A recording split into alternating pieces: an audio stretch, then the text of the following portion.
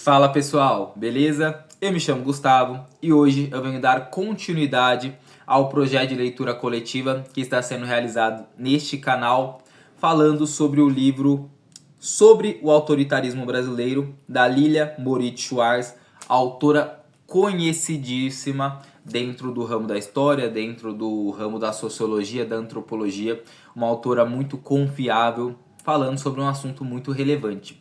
E neste vídeo eu falarei sobre o capítulo número 2, que se chama Mandonismo, que foi mais uma forma de autoritarismo que foi aplicada dentro da nossa sociedade e que, segundo ela, se faz presente em algumas regiões até o presente, até os dias atuais, certo? Então, este capítulo é um capítulo muito interessante.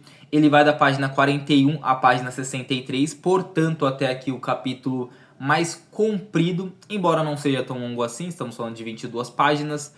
E, mais uma vez, a Lilia Moritz Schwarz consegue trazer muito conteúdo dentro dessas páginas, e não apenas muitos conteúdos, mas também muitas reflexões. Então, um capítulo muito relevante e muito interessante, certo?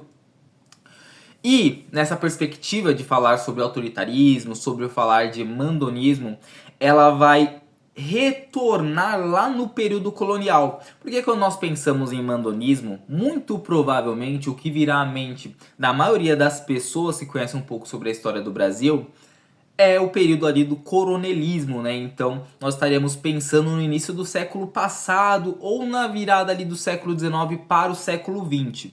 Mas ela retorna lá no período colonial, ou melhor, no período da colonização, ou seja, lá no século XVI ainda. Porque, na perspectiva dela, as origens, as raízes do mandonismo está ali naquela época.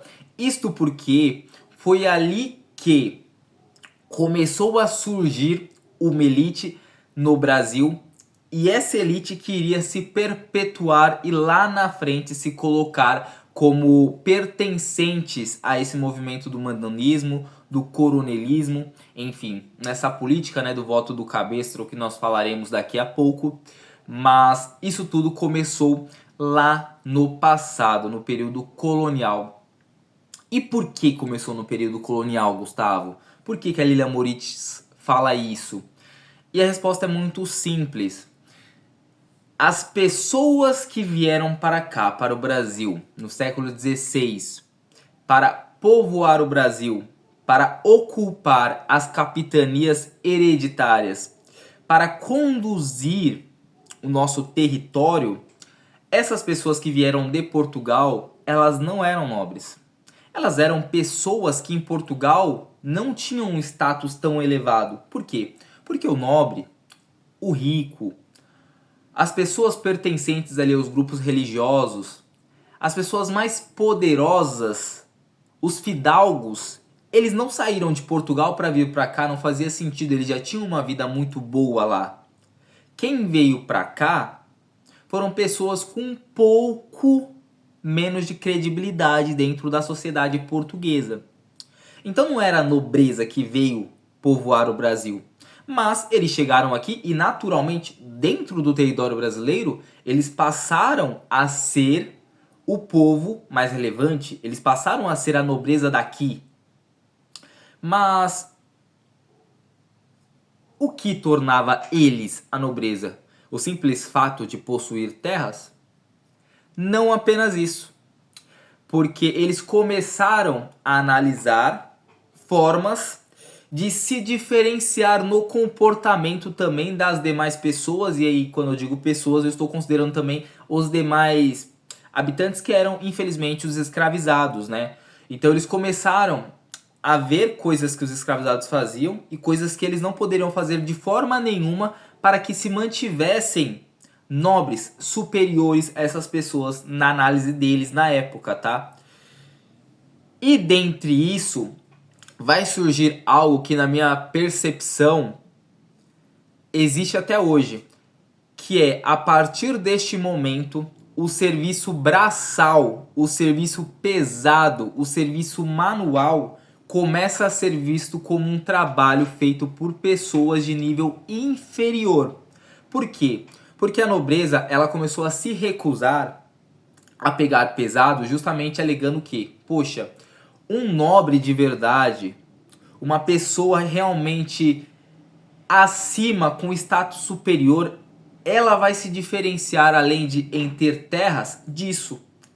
Ela não vai fazer serviço braçal. Em contrapartida, as pessoas de classe inferior, elas farão. Então começou a criar essa ideia de que os trabalhos pesados são para pessoas de nível inferior e os trabalhos mais técnicos, os trabalhos que se usa mais a mente, são para pessoas superiores. Isso foi se perpetuando a partir do momento que a nobreza começou a trabalhar isso também com os filhos. Então automaticamente, se um nobre, aqui no Brasil no caso, né, ele tivesse um filho, ele não ia permitir que o filho fizesse nenhum tipo de trabalho manual. Ele ia mandar esse filho para estudar, para se tornar um advogado, para se tornar alguém dentro da religião com algum prestígio, ou, enfim, para trabalhar no comércio, mas jamais para trabalhar em coisas que envolvesse pegar pesado. Então isso vem desde essa época. E eu quero ler um trecho que se encontra na página 44 para vocês, que vai ilustrar um pouco essa ideia. Um persistente preconceito no país contra o trabalho manual, considerado símbolo de atividade inferior, quando não alvitante. Assim sendo, os novos nobres da terra deveriam permanecer apartados desse tipo de serviço, vivendo do lucro advindo do cultivo de suas terras, do rendimento de aluguéis ou de cargos públicos, das rendas do Estado ou da Igreja, logrados a partir de muita negociação e apadrinhamento. Então a gente vai vendo que eles iam se apartar desse tipo de atividade justamente para se colocar num nível superior. E eu achei isso algo muito interessante porque justifica bem o porquê que até hoje a gente tem essa ideia de que pessoas que trabalham, por exemplo, pessoas que trabalham em construção, pessoas que trabalham como, por exemplo, pedreiros, pessoas que trabalham, enfim, em várias atividades pesadas, existe um estereotipo em parte da sociedade de que são serviços inferiores. Ah, não estudou, faz isso. Provavelmente algumas pessoas já ouviram isso e aqui eu não estou apresentando nenhum tipo de julgamento. Qualquer trabalho é bem-vindo, né? Mas essa ideia, ela vem desde o período colonial, certo? Então eu achei importante destacar esse aspecto do capítulo. E um outro ponto que também foi utilizado para mostrar o poder desses nobres era o tamanho das casas também. Então começaram a ser construídas casas muito grandes para demonstrar poder. Então esses aspectos diferenciavam a nobreza das pessoas comuns ou no caso dos escravizados, né? Além do, no caso dos escravizados, também terem a sua liberdade cerceada, é claro. Enfim. E um outro ponto que é muito pesado, inclusive foi destacado por um membro da leitura coletiva lá no grupo, é a questão das punições utilizadas contra os escravizados. E por que isso foi destacado, né? Porque tem um aspecto muito cruel nisso tudo, que é o seguinte: quando nós pensamos em escravização, em punições, nós pensamos em tortura, nós pensamos no palmatório, nós pensamos nas chibatadas, nós pensamos em tudo isso. É claro que nós olhamos hoje e pensamos, poxa, que coisa lamentável, que coisa triste. Seria bom se não tivesse acontecido isso, né? No entanto, a Lilia Moritz Schwarz, ela vai até a época e ela explica que existiam manuais de punições, né? Então, você deve punir assim, assim, assado, para você conseguir condicionar o escravizado a continuar trabalhando, manter sua atividade e não fugir. Ou seja, você vai estabelecer um limite de punição para que você não corra o risco de que o escravizado fuja ou, sei lá, morra, algo do tipo. Mas observe que o que está em jogo não é o aspecto humano da pessoa que está sendo punida. Não é Você não pode punir para não machucá-lo exageradamente porque ele é uma pessoa, porque ele é humano, porque ele é um ser. Não. Você deve ir até certo ponto, porque senão você vai perder a sua propriedade. Propriedade com muitas aspas, tá, pessoal? Então a gente vê como isso era pesado, né? Porque esses eram os limites, né? Havia um nível máximo e um nível mínimo. O mínimo você não pode fazer menos do que isso, senão ele fica mal acostumado, novamente com muitas aspas. E o máximo você tem que tomar cuidado para não passar do ponto, senão ele vai acabar fugindo, ele vai acabar se revoltando contra você. Ou seja, a gente vê o quando humano pode ser desumano, né? Enfim, mas esse é um aspecto trabalhado, e não apenas isso, mas um outro ponto que chama muito a atenção e que foi destacado também é a forma como era o investimento nas crianças. Porque vamos convir que a escravizada teve ali um filho. Esse filho será criado ali junto com todos os demais. Quando criado, né, existiam casos onde as crianças eram tiradas das escravizadas, né, mas enfim, vamos supor que a criança seja criada junto ali. Automaticamente, de fato, para que a criança cresça, o dono, né, o proprietário da terra, ele vai dar alimento, vai dar mantimento, vai permitir que essa criança cresça saudável. Pois bem, quando essa criança completasse 5 anos, ela começava a realizar atividades de trabalho. Dos 5 aos 10 anos, ela fazia algumas atividades ali, sempre atividades leves, para, segundo o texto, ela ir se acostumando como funcionavam os trabalhos e para ela começar a pagar as despesas que foram tidas com ela até ali. E aí, quando ela completasse seus de 10 para 12 anos, ela começava a realizar os trabalhos mais pesados mesmo, que como nós já vimos em outros capítulos, né? Acho que no capítulo 1 ou na introdução eu falei sobre isso. No Brasil, os trabalhos mais pesados geravam uma expectativa de vida nos escravizados de aproximadamente 25, 26 anos. Ou seja, eles viviam pouco. E ali com 10, 12 anos, as crianças já começavam a pegar pesado. E isso, inclusive, provavelmente é uma das causas do encurtamento da vida das pessoas, infelizmente. Mas, enfim, havia essa ideia de que, poxa, o senhor, o dono, ele investiu alguma quantia nessa criança, então essa criança tem que retornar com muito trabalho para pagar o investimento feito nela. É surreal, mas era a ideia na época, certo? Então, outro ponto que é importante ser destacado. E aí sim nós chegamos no coronelismo, de fato, né? No voto de Cabresto. Inclusive eu vou ler aqui um trecho que se encontra na página 54, que vai falar um pouco sobre isso. E vai dizer o seguinte, vamos lá.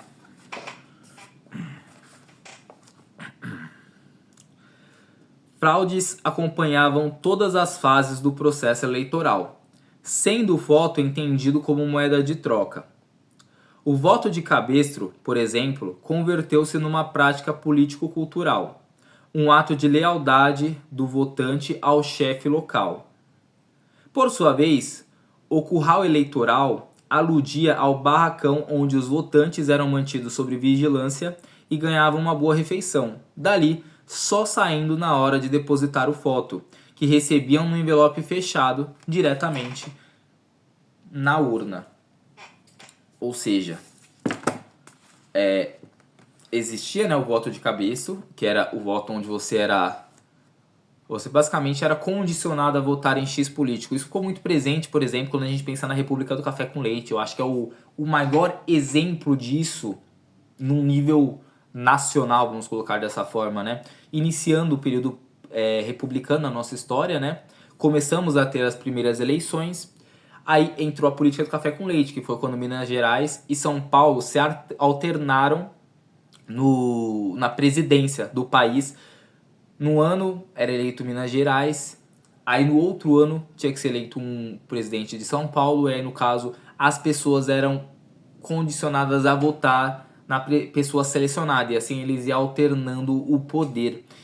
E isso é uma forma de voto de cabresto, né? Mas existiram várias outras formas e níveis superiores, né? Por exemplo, foi trazido também a informação de que isso é presente até hoje. existe ainda em algumas cidades mais pequenas, é claro que no nível nacional, claro que se a gente vier, por exemplo, eu sou aqui de São Paulo, da capital. Aqui na capital é claro que isso não vai ser tão presente, mas ainda assim existem pessoas que tentam de alguma forma condicionar o voto como: eu dou uma ajudinha aqui, eu dou uma ajudinha ali. Aquele político que vai num comércio e fala: olha, eu vim aqui conversar com você e tal, se eu der uma forcinha, você faz uma propaganda pra mim. Enfim, ainda existem várias formas de condicionar ao voto, mas o voto de cabresto em si era isso de entregar e você simplesmente chegar lá e falar: ó, estou votando nessa pessoa porque basicamente eu fui obrigado. E aí existiam os coronéis, né, no período, que ficavam olhando ali se você estava de fato votando na pessoa que havia sido acordada, certo? Então, esse aspecto é trazido. E aí, ela vai também trazer alguns questionamentos sobre o quanto que esse voto de cabresto e essa perpetuação de certas famílias com muito poder político, ela se estende até hoje, né? Então, várias famílias que no início do século, elas estavam muito fortes em determinados estados, em muitos estados essas famílias continuam ainda tendo um poder político muito grande, 100 anos depois, 120, 130 anos depois. Então ela vai refletir um pouco sobre isso, vai trazer também o caso da família Sarney, que eu não vou me aprofundar, mas é um exemplo ali em ali no Maranhão.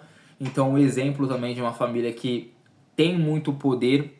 Então ela vai falar sobre isso, vai falar no quanto que mesmo famílias tendo tanto poder durante tanto tempo, ainda assim nós temos uma péssima divisão nas terras, nas propriedades, que também é uma herança lá do passado, e a gente vai vendo isso quando a gente estuda história, né? Que tudo que nós temos hoje é fruto, é herança, e tudo vai se justificando a partir das coisas que aconteceram no passado, infelizmente.